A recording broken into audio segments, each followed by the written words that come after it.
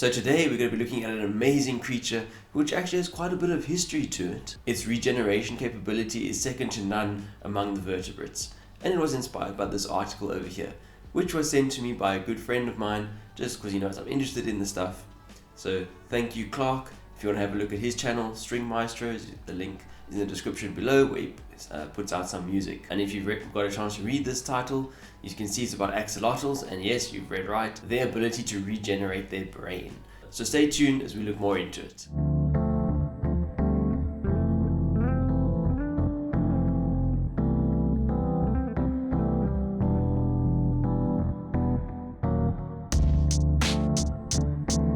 Welcome back to Ant's Reptile Colony, everyone. And as I mentioned earlier, we're going to be looking at the amazing regeneration capability of none other than the axolotl. So to get us started, an axolotl is a type of amphibian, a salamander to be more precise, and its closest relative is the tiger salamander. The cool thing about the axolotls though is that they do not undergo metamorphosis. They remain in their juvenile state with their feathery external gills, tadpole-like tail, and they never need to leave the water. They live permanently in the water. The term used for this state is known as neoteny. So axolotls are neotenic. We know that this is an adult life stage for them because they are able to reproduce without undergoing metamorphosis. And in nature, being able to reproduce indicates that you are in your adult phase or adult stage of life. They can, however, metamorphose if exposed to certain hormones or particularly stressful conditions in the water. But it is highly unlikely and doesn't happen very often. So now that's just the basic background of what an axolotl is. But how they got their name axolotl goes back to ancient history all the way down to the Aztecs. And that is when the earth was created, there was the dawning of the fifth sun. And with that came the creation of people. The sun was created by the gods, but was unable to move across the sky, at least not without the nourishment of sacrifice. The gods themselves were in fact the first to be sacrificed, thus setting the tradition of human sacrifice in the ancient Aztec civilizations. But there was one god, Axolotl, who did not want to be sacrificed, and as a master of shape-shifting would transform or shapeshift into various plants and animals, with the latest being the axolotl, hence where the name comes from. The name axolotl, directly translated, means water monster. But I mean, look at how cute these little guys are. I don't know how they could be a water monster. Anyway, Axolotl was eventually discovered by his brother, who decided to spare Axolotl, but then banished Axolotl to remain in the body of the axolotl in darkness for the rest of eternity. It is still believed in some cultures that the axolotl possesses the spirit of a god, but unfortunately, that doesn't help it with its population numbers in the wild. Historically, the axolotls were found only in two Great Lakes in Mexico. One no longer exists, and the second is a shadow of its former self. The one that still remains is named Lake Xochimilco. Probably saying that wrong, but that's what I got. It is believed that the number of axolotls in the wild range between 50 and 1,000 individuals. That's right, 50 and 1,000. That is terribly low and rather sad actually. In fact, in 1998, it was predicted that the axolotls will be completely extinct in the wild by 2020. Of course, this didn't happen. But given the general trajectory or the trend of the current population, we're not far off. There is hope though, however. More axolotls are found in laboratories than there are in the wild, but that is because these creatures have such an amazing biology. Many studies are being done on these creatures to try and crack the code for regeneration. This is because axolotls have an amazing ability to regenerate.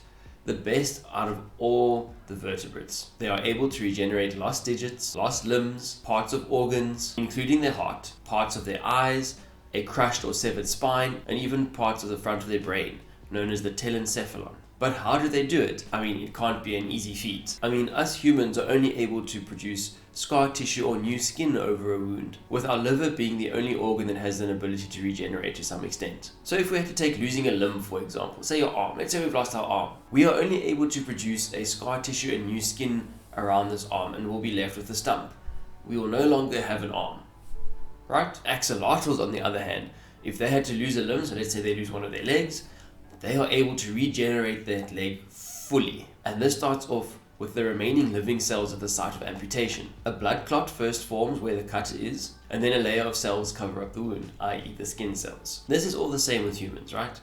But here's where the change comes in. Over the next few days, the cells at the end of the amputation site under the skin rapidly begin dividing, forming what is known as a blastema or a regeneration zone. And this is what is key. All the regular bone, cartilage, and muscle cells all de-differentiate, thus losing their identity and reverting back into stem cells. They then start reforming bones, cartilage, muscle, veins, arteries, all those things, much like an animal would be doing when it is still in the embryo. And as the cells in the blastema continue to develop, nerves and blood cells then start to connect that part of the limb to the rest of the body. The limb then regenerates completely, looking like the original limb before it was lost. But what's even more amazing that I mentioned in the beginning of this video is that axolotls are able to regenerate parts of the telencephalon, or part of their brain, which is pretty much impossible in any other adult vertebrate. Axolotls, of course, then don't find this a problem because they once again de-differentiate their cells to form neurons, which can then aid in the regeneration of the brain or even their spinal cord after an injury, which is just, it's just mind-blowing. I mean, imagine being able to regenerate your spine or your backbone. You have a broken back, severed spinal cord, no problem.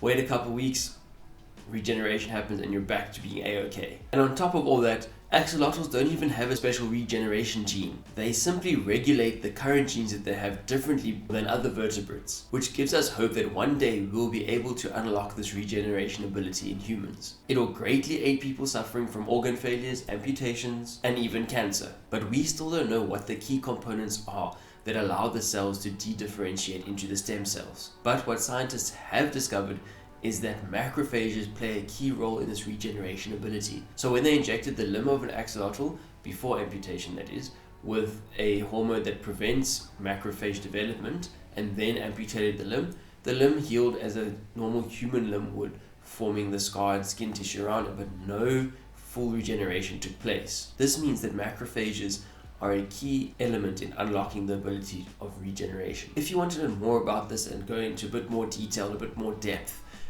let me know in the comments below. Or simply just hit that like button so that I know that you like this and want to know more. What I forgot to mention though is that axolotls, as well as being found in many laboratories, are also very popular pets around the world. Be sure to do all your research before you go and get yourself an axolotl. They can make great pets for some people, not for everyone. So make sure that you know what you're getting into before you go and get yourself one of these amazing creatures. So I stress again, do your research, make sure you know what you're doing and you know what you're getting into. But they can make amazing pets. And the plus side of them being in all these laboratories and as pets is that one day, if breeding all goes well, we will be able to release these animals back into the wild and hopefully repopulate the wild population, or increase the population. Yeah, you know what I'm trying to say. Now, wouldn't that be amazing? There are already projects undergoing this type of thing where they are actually, instead of reintroducing them back into a dying lake, they have found a new man-made type lake where the parameters are fit the axolotls' needs perfectly, and they are slowly starting to introduce axolotls into this ecosystem as a semi-wild population. Once again, if you want to know more about that, just let me know. So if you've liked this video, be sure to like and subscribe to see more of this content and not being left in the dark. And speaking of dark, anyway, thanks for watching everyone, and don't forget, it's never too late to learn, and I'll catch you in the next one.